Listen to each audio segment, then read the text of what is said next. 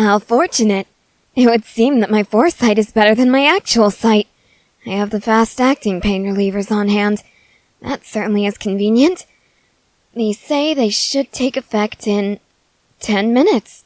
Alright, that's good. And hopefully this headache will be gone before the day is over. I don't know what I'd do if I had to sleep through this god-awful pain. Alright, well, let's try to take things easy for today. Maybe get a few reports organized? Oh yes, it has been a few months since I've done that, and the paperwork is starting to pile up. Quite noticeably, especially in the corners of the room. That's, definitely going to result in a stern lecture from Levi if I allow it to persist. So, best to tackle that issue before that happens. Alright, let's see. Oh, maybe while I do this, some of my memories of last night's occurrences will come back. They usually return in about an hour or so, and I've been waiting all of 20 minutes. Well, when Levi said I was always impatient about getting results, he certainly wasn't kidding. Well, let's just try to distract ourselves with paperwork. Let's also pretend that those words never left my mouth. After all, I am not Levi. I know better than anyone else that there's no way something as boring as paperwork could serve as an adequate distraction. Goodness, I really must have done something incredibly messed up last night if I'm acting like this now. They were supposed to be cleaning the mess hall. They were assigned late-night cleaning duties by Captain Levi. I was in the mess hall when I started drinking, and if I recall, Moblet left when I started rambling on and on about how loud things were and how blurry the world was, and someone else walked in. All of the other cadets were in their rooms and preparing for our upcoming expedition. They had late-night cleaning duty in the mess hall. I woke up in my office, and I remember starting to drink and blacking out, at least from my memories, in the mess hall. I swear, if I said anything to them about how I feel, oh God, they're never gonna want to speak to me again. No, let's not get started on that train of thought. After all, there's a chance that it wasn't them. Levi often takes to cleaning late at night, and maybe he wanted to make sure things got done properly? No, that doesn't sound like him. Usually he distracts himself with paperwork or just cleans his office. There's absolutely no way that it was Levi.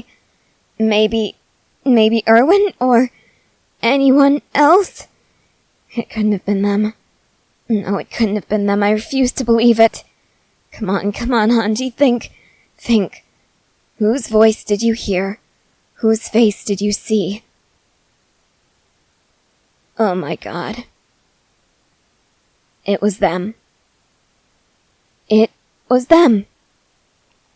And I started rambling on and on about how Titans might be trees and how it's so weird that no one has the same prescription glasses as anyone else within these walls, at least as far as we know. Alright, that's not too weird.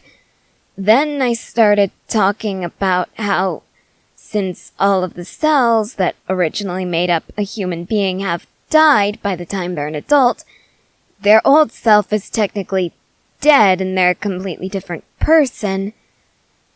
Okay, that's a little more abnormal than I thought, but it's still not too bad. Then they offered to walk me back to my office, and No, there's no way that memory is accurate.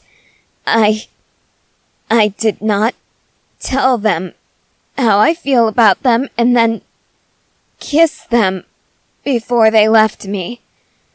I refuse to believe that my memory is accurate at this time. After all, it's only been about 25 minutes now. there's no way that the memories I have now are accurate. I'm sure it's just some strange effect of the medication and the hangover. It must be messing with my memories. There's absolutely no way in hell that I told them how I feel about them and proceeded to kiss them. I take that back. There's no chance that that didn't happen. I mean, it's me, and I was completely drunk. Of course I would do something that stupid. Oh, God. They're never gonna want to speak to me again. Oh, no. If they felt like I was trying to abuse my position and make them go out with me, they'll report it to Erwin, and then I could lose my job, or worse. We could both lose our jobs somehow. I don't know why they would. They didn't do anything wrong, but I would never be able to see them again. Oh, God. I really, really need to stop drinking without Moblet nearby. He would have been able to prevent this. Well, actually, no, he wouldn't have been able to. As much as I care about him and as skilled as he is, when I'm completely sober, he isn't able to hold me back.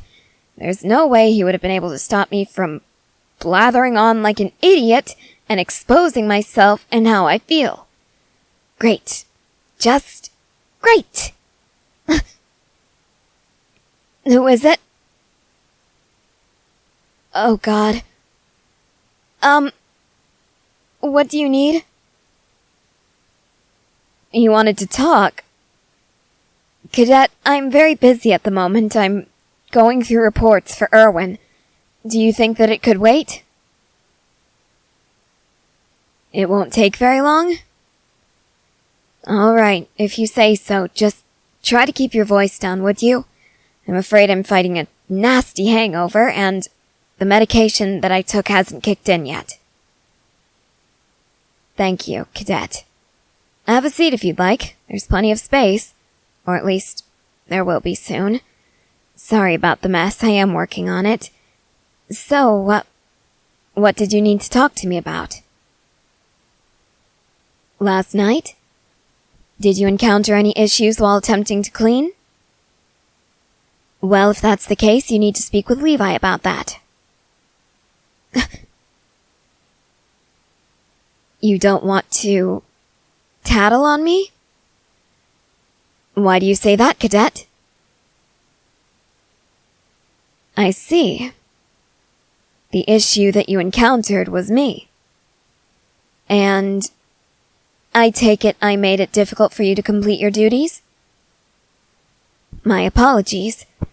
This is certainly not normal behavior for me. It was a long day, and I was still grieving over the loss of Sonny and Bean. I'd forgotten about them for a moment. And now I might need another drink later. No. Not this again. Not this again. Alright, well, odds are it's not going to happen again, okay? So just, I suppose, tell Captain Levi that I dragged you into a conversation and you didn't want to disobey a superior. Alright?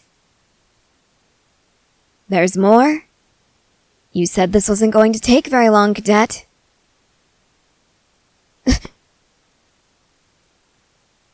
What? You wanted to talk about the kiss. What are you referring to, Cadet? I see. I kissed you while I was intoxicated? Is that all that happened, Cadet? All right.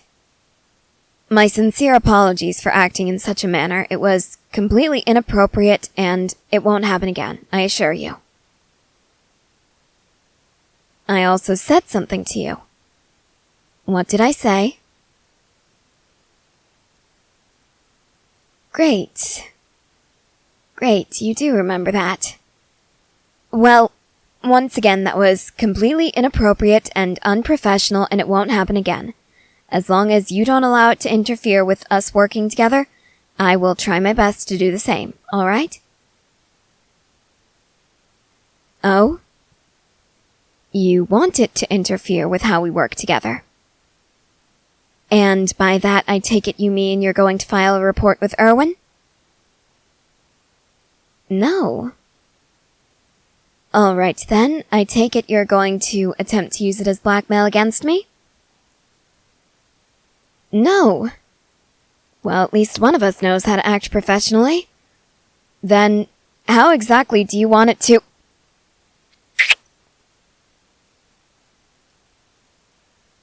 Cadet? Did you just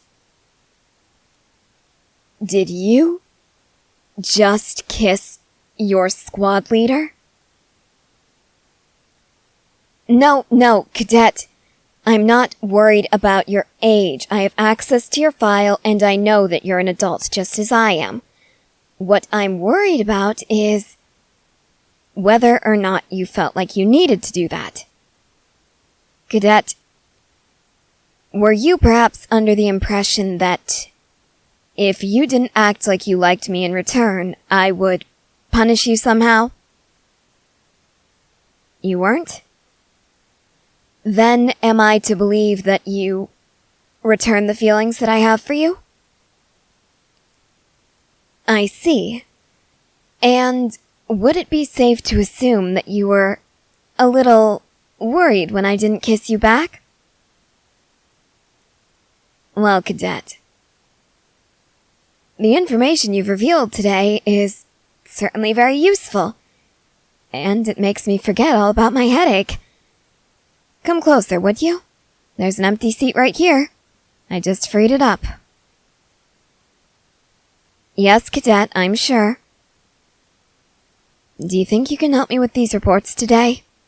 I'm trying my best, but they're so boring and the work is so tedious, I don't think I'll be able to do this on my own. You willing to lend a hand? No, Cadet, you're not in trouble. In fact, for every stack you help me with, I'll reward you with a kiss. How does that sound? It sounds all right? Very well then. How about I give you one to get us started?